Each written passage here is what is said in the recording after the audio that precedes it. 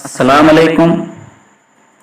Science second के पहले सबक तवारुस और इर्तिका, इस सबक के दूसरे हिस्से में आज हम इर्तिका के सबूत, डार्विन का कुदरती इंतखाब का नज़रिया, लेमार्क का नज़रिया, जमाती ज़हूर और इंसानी इर्तिका का आसान अल्फाज में मुताला करने की कोशिश करेंगे।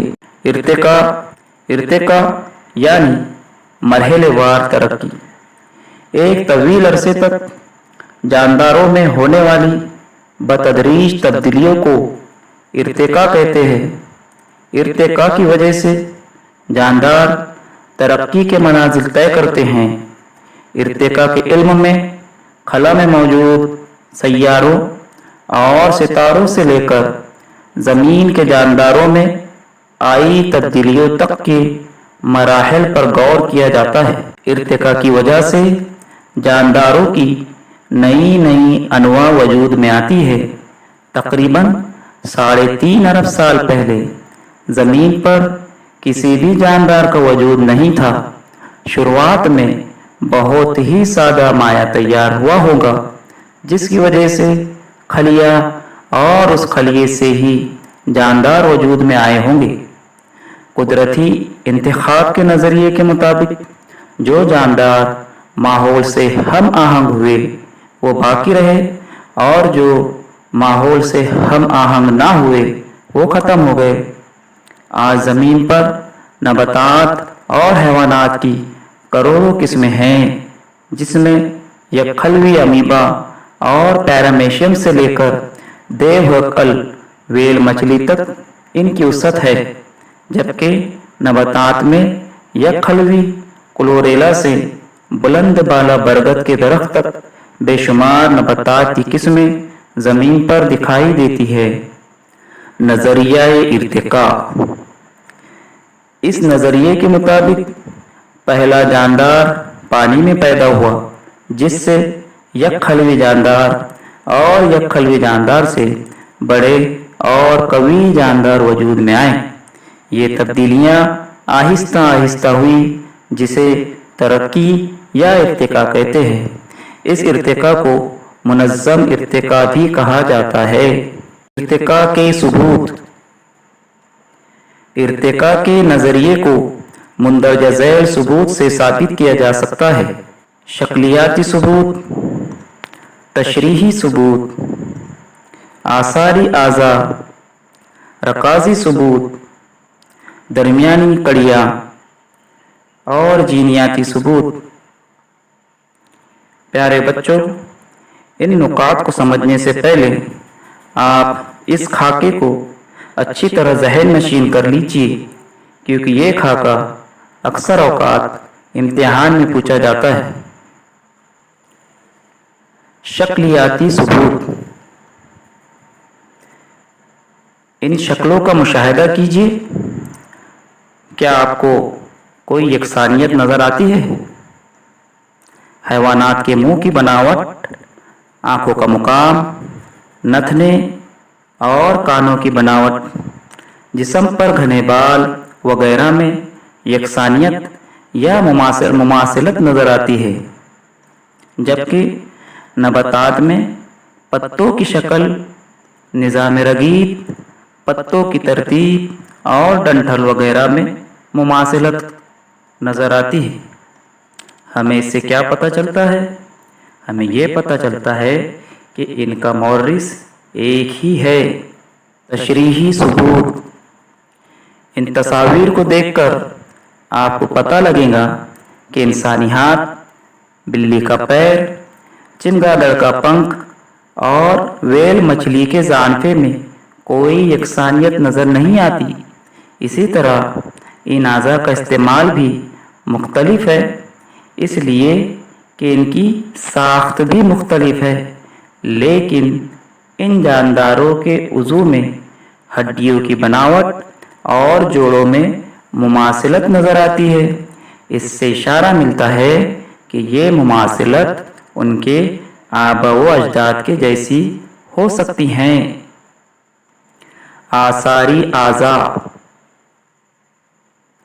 जानदारों में मौजूद ऐसे आज़ा या हिस्सा जो तनज़्ज़ुल पजीर हो, यानी धीरे धीरे ख़त्म हो रहे हो, या जिनकी नामुकम्मल नमू हुई हो, या जो गैर फ़आल हो, यानी किसी काम के ना हो, ऐसे आज़ा या हिस्से को आसारी आज़ा कहते हैं। मुख्तलिफ माहौल में ज़िंदा रहने के लिए जानदारों में अचानक कोई नया छोटा हिस्सा या उज़ू पैदा नहीं हो सकता, बल्कि पुराने उज़ू में सिलसिलेवार तब्दीलियाँ होती है। एक उज़ू को नापीद या ख़त्म होने के लिए हज़ारों साल दरकार होते हैं। ये ख़त्म होने वाले आज़ा मुख्तलिफ हालतों में मुख्तलिफ जानदारों में नज़र आते हैं।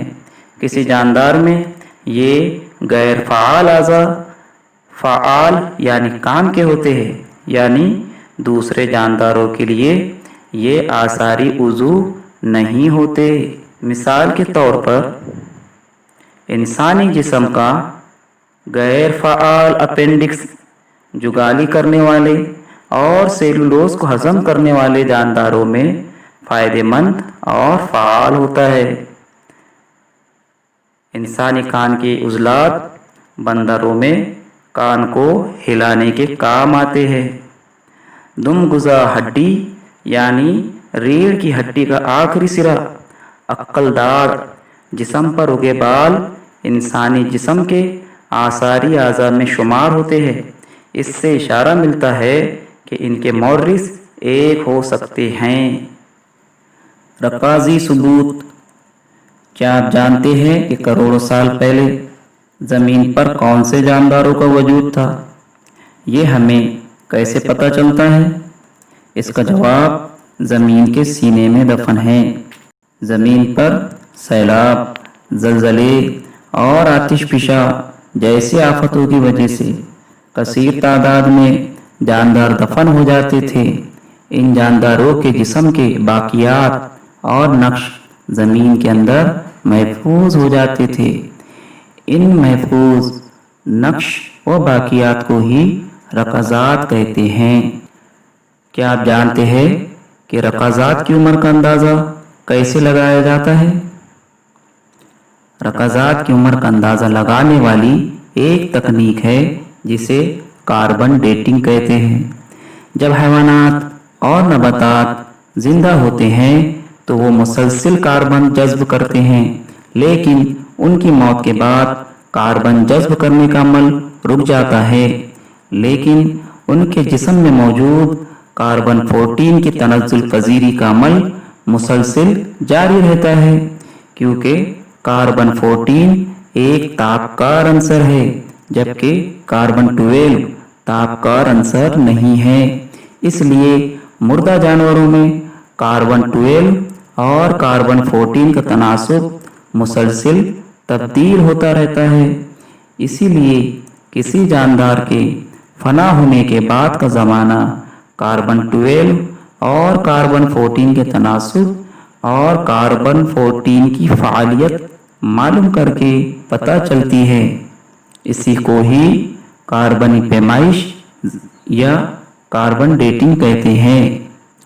इस तकनीक के ज़रिए रकाज़ात का ज़माना तय करने के बाद इन्हें एक जदूल में तरतीब देकर उस वक्त मौजूद जानदारों की मालूमात हासिल करना आसान होता है।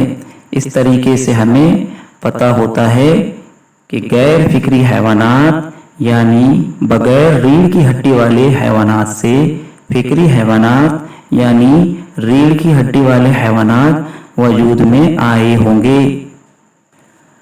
दरमियानी कड़िया। कुछ नबातात और हैवानात में चंद जिस्मानी निशानियां ऐसी होती हैं जिनकी बुनियाद पर उनका दूसरे दो मुख्तलिफ ग्रुपों से ताल्लुक जोड़ सकते हैं, इसलिए इन्हें दरमियानी कड़िया कहते हैं। मसलन पेरीपेटस। पेरीपेटस में कव्यूल जैसा जिस्म और मोटी नर्म जिल्द और पिछले पैरों जैसे आज़ा नजर आते हैं। इसी तरह इन हैवानात में जोरदार पैर वाले हैवानात की तरह सांस की नालियां और खुले दौरान खून का निज़ाम दिखाई देता है। इसी सबब पेरिपेटस एनालिडा और जोरदार पैर वाले इन दोनों जमातों के दरमियान एक कड़ी की हैसियत रखता है। इसी तरह डकबिल प्लेटिपस नामी हैवान रेंगने वाले हैवानात की तरह अंडे देता है, लेकिन पिस्तान की मौजूदगी और जिस्म पर बाल होने की वजह से पिस्तानीय हैवानात से अपने रिश्ते का इशारा देता है। लंगफिश मछली होने के बावजूद फेफड़ों से सांस लेती है। इन तमाम मिसालों से जाहिर होता है कि जोरदार पैर वाले हैवानात का इर्तिका हल्केदार दूधों की जमात से और जलथलियों का इर्तिका मछलियों की जमात से और पिस्तानियों का इर्तिका रेंगने वाले हैवानात की जमात से हुआ होगा। जीनियाती सबूत। इंजीनियर के मुशाहिदे से पता चलता है कि इब्तिदाई मरहलों में बहुत ज्यादा यकसानियत है, जबकि अगले मरहलों में यकसानियत कम होती जाती है, जिससे जाहिर होता है कि इनके अजदाद एक ही थे। डार्विन का कुदरती इंतखाब का नजरिया। डार्विन के इस नजरिए को हम सिर्फ एक लाइन में समझ सकते हैं। डार्विन के मुताबिक जो काबिल होगा वही जिंदा रहेगा। उसके मुताबिक बासलाहियत और ताकतवर जानदार का इंतखाब कुदरत खुद करती है, जबकि कमजोर जानदार खत्म हो जाते हैं और ताकतवर जानदार अपनी नस्ल की अफजाइश करते हैं। इस नजरिए को उनकी किताब द ओरिजिन ऑफ स्पीसीज में शाये किया गया, लेकिन इस नजरिए पर बहुत सारे एतराज़ात हैं, जिसमें सबसे अहम ये है कि इर्तिका के लिए सिर्फ कुदरती इंतखाब ही जिम्मेदार नहीं होता। फिर भी इस नजरिए को मील का पत्थर माना जाता है। मार्क का नजरिया। इर्तिकाई अमल के दौरान जानदारों की जिस्मानी बनावट में तब्दीलियां होती हैं। जानदारों की कोशिश और काहिली इन तब्दीलियों की वजह है। इसे उन्होंने आज़ा का इस्तेमाल और गैर इस्तेमाल नाम दिया। इसे लेमार्क का नजरिया कहते हैं। उन्होंने वजाहत की कि ज़िराफ नस्ल दर नस्ल अपनी गर्दन लंबी करके दरख्तों के पत्ते खाने की वजह से लंबी गर्दन वाले हो गए। इसी तरह उन्होंने लोहार, शुतुरमुर्ग और ईमो जैसे जानदारों की भी मिसाल दी। इनके मुताबिक अखज़ करदा खुसूसियात एक नस्ल से दूसरी नस्ल में मुंतकिल होती हैं, लेकिन लेमार्क के नज़रिए को मुस्तरद कर दिया गया, क्योंकि जिस्म में लाई हुई तब्दीलियाँ कोई नस्ल में मुंतकिल नहीं की जा सकती। इंसानी इर्तिका, ह्यूमन इवोल्यूशन। मेरे प्यारे बच्चों, साइंसदानों का ये मानना है कि तकरीबन 7 करोड़ साल पहले जब आखिरी डायनासोर खत्म हो गए, तब बंदर जैसे हैवानात कदीम और कुछ जदीद लंगूर जैसे नजर आने वाले जानवरों से ही इंसानों का इर्तिका हुआ होगा। लेकिन बच्चों, ये हमें इस सिलेबस के हद तक ही याद रखना है, क्योंकि अल्लाह ताला ने इंसान को खास तौर पर पैदा किया और उसे ज़मीन का खलीफा बनाया। और अल्लाह ताला सूरह 3 में फरमाता है कि हमने इंसान को बेहतरीन साख्त पर पैदा किया, इसीलिए हमें अशरफुल मखलूक़ात कहते हैं। उम्मीद करता हूँ आपको ये वीडियो ज़रूर पसंद आया होगा। मज़ीद वीडियो के लिए सब्सक्राइब कीजिए और बेल के आइकॉन को ज़रूर दबाइए। अस्सलामु अलैकुम व रहमतुल्लाहि व बरकातुहू।